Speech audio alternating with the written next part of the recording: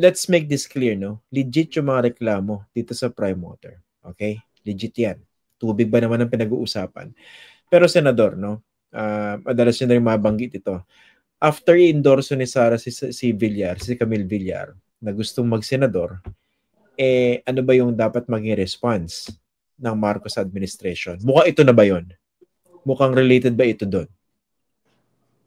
Oo, dahil hindi lang naman yung hindi lang naman yung endorsement ni Sara ang medyo kinaasaran ng Marcos government. Dahil earlier on ay pinagmamalaki na ni Cynthia Villar na siya ay malapit sa mga Duterte. Diba? Pinagtanggol nga niya si Kibuloy. Tapos yung patriarch nila, si Manny Villar, ay biglang naglabas ng maraming mga statement in support of Digong nung siya ay hinuli. Diba? Tapos si Mark Villar ay isa sa pinakamahalagang cabinet secretary ni Digong na katulad ng kanyang nanay ay dinepensahan si Kibuloy. So, hindi ito bago. Ito lang yung pinakamatindi. Dahil yung gustong ipapatay yung presidente kung saan bahagi si Camille sa slate ng presidente ay inendorso siya. Diba? Parang hindi ganun yun. Hindi ganun kaganda.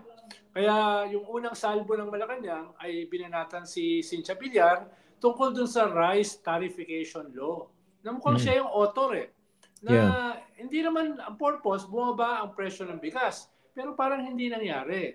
At dahil hindi nagawa ng gobyerno yung 20 pesos per kilo na rice, no, ay binaling nila yung sisi kay Cynthia Villar dito sa rice tariffication law. Yung isa mong paboritong guest, si Yusek Claire Castro, ang unang bumanat. Siyempre, alter ego yan ng presidente.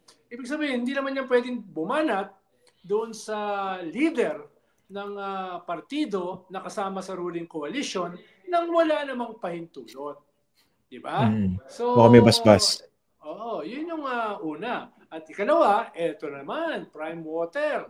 No? Sa mga sorties, kung napapanood mo, pag aakyat ng entablado si Camille, sinisigaw ng mga tao, tubig, tubig, tubig. Mga gano'n, no? Kaya after nun ay naglabas ng statement, mismo ang Pangulo. Hindi na sa Claire Castro. Yung Pangulo na, kailangan nating investigahan yan. At marami naglabas ng statement, katulad yung governor ng Bulacan. Mismo. Diba? Sinabi niya yung mga kakulangan ng Prime Water. Hindi kasi simpleng bagay itong tubig. Pag ikaw kasi ay kumuha ng concession sa tubig, no? Very delicate dahil mas mahalaga pa yan sa kuryente. Pwede ka mawalan ng kuryente, siguro maliban sa Foxpers, hindi na gagana ito pag walang kuryente. Pero buhay yan Pag walang tubig, walang buhay. Ako, problema ko sa tubig. Mahal na mahal ko yung mga halaman ko. Mas mahal ko pa yung halaman ko kaya sa sarili ko Kung mawala yung tubig, paano na lang yung mga halaman ko? Diba? Kaya very, very delicate pag kumuha ka ng concession sa tubig. Dahil napakahalaga niyan.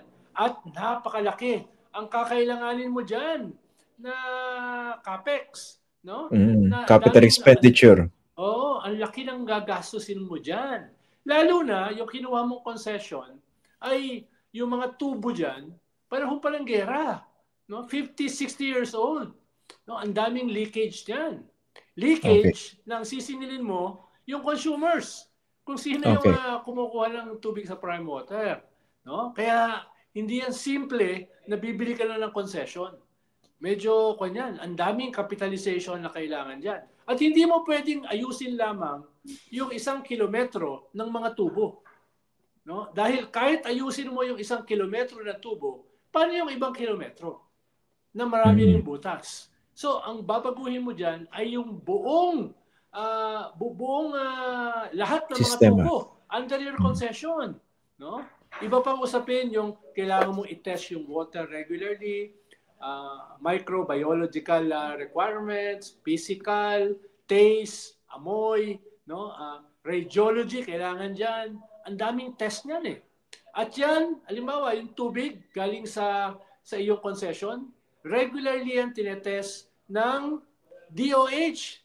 DOH at saka Food and Drug Association, FDA. No, hindi yan administration. Simple, hindi lang yan simple MWSS o LUA, no? Dahil kung masama yung tubig, makakasakit yung mga tao, di ba? Kaya regular yan tinetest. Kaya napakataas dapat ng regulatory oversight sa tubig, no? Sa tubig. No? Kaya pag kumuha ka ng concession, yung service na tinatawag, service development, ay napaka-crucial. No? Napaka-crucial. At yung oversight ng regulatory government agencies katulad ng MWSS o LUA ay dapat napaka-intense. No? Unless, hindi ko naman sinasabi na nangyari, unless ay merong regulatory capture. Dahil hindi mo sinasabi, Senator. Oo, nung sinabi yata ng MWSS na itetest nila na nagpe-fail dun sa service contract agreement, ay ang sabi yata ng Prime Water, hindi, under kami ng LUA. Under kami ng LUA. So kung under sila ng LUA, dapat sibakin yung mga LUA na yan na pinayagan sila mag-operate kahit bagsak doon sa kanilang service agreement, doon sa kanilang SLA. Diba? So hindi lang ito Prime Water Kasama rito yung mga regulatory agencies natin. Inuulit ko, napakahalaga niyan, no?